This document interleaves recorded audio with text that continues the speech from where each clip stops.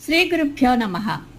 వసుదేవ సుతం దేవం కంసచాణూరమర్దనం దేవకీ పరమానందం కృష్ణం వందే జగద్గురుం. మార్గశిర మాసం శ్రీ మహావిష్ణువునకు, లక్ష్మీదేవికి, శివునికి చాలా ప్రీతికరమైన మాసం.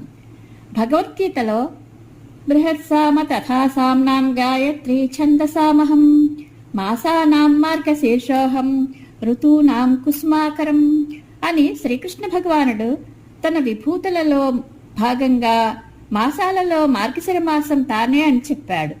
పవిత్రమైన మార్గశిర మాసం సందర్భంగా శ్రీమద్ భాగవత మహాపురాణమును స్మరించుకుందాం.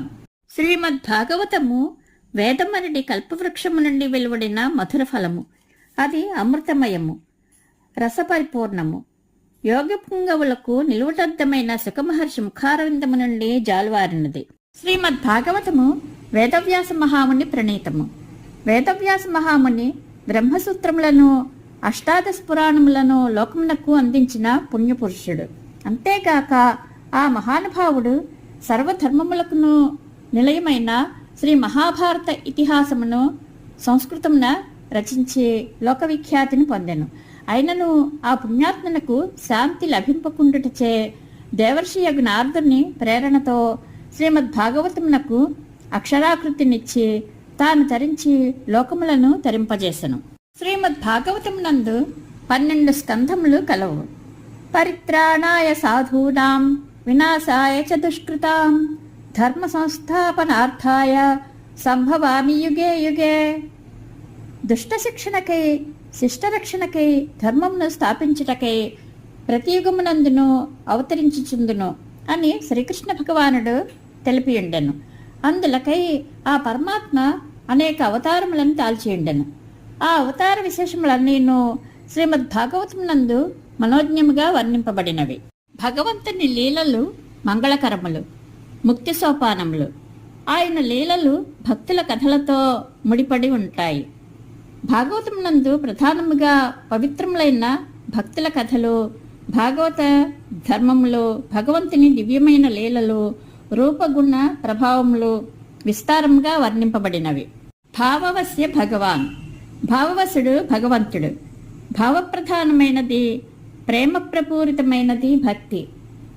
మానవుడు తన సకల కర్మములను భగవదర్పణము చేయుటయు, ఏ కొంచెము భగవద్విస్మృతి కలిగినను పరమ వ్యాకులతను చెందుటయు భక్తి అని దేవర్షి నారదుని అభిప్రాయం. ఇందుకు నిదర్శనముగా యథావ్రజ గోపికానాం అని నారద మహర్షి చెప్పినట్లుగా ఇందుకు బృందావన గోపికలు ఉదాహరణము. దీనికి ప్రధాన భూమిక దశమ స్కంధము. ఇది భాగవతమునకు హృదయము వంటిది. శ్రీకృష్ణ భగవానుని దివ్య లీలామయము దశమ స్కంధము. సుఖమహర్షి ముఖారవిందము నుండి జాలువారిన అమృత ప్రవాహము, ఆనందసాగరము. బృందావనంలో గల గోపికలందరికీ కేంద్ర బిందువు నందబాలుడగు నల్లన్నయ్య ఒక్కడే. జగన్మోహనాకారుడైన శ్రీకృష్ణుని చూడకుండా గోపికలు తమ తమ ఇళ్లలో 1 గంట కాలమైనా గడిపేవారు కాదట.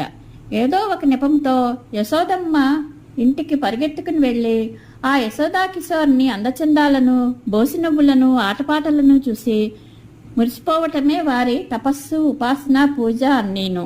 గోపికల ప్రేమతత్వమును ఎవరు వర్ణింపగలరు? వారి తనువు, మనము, ధనము, ఇహము, పరము, సర్వస్వము శ్రీకృష్ణార్పితమే.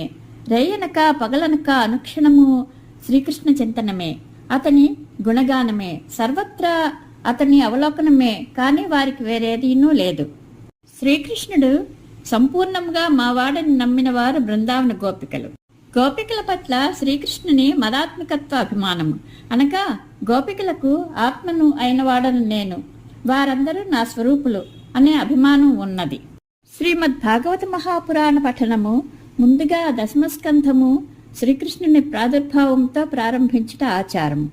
ఆ ఆచారమును అనుసరించి శ్రీకృష్ణ భగవానుని దివ్య లీలా విలాసములను స్మరించుకుందాము.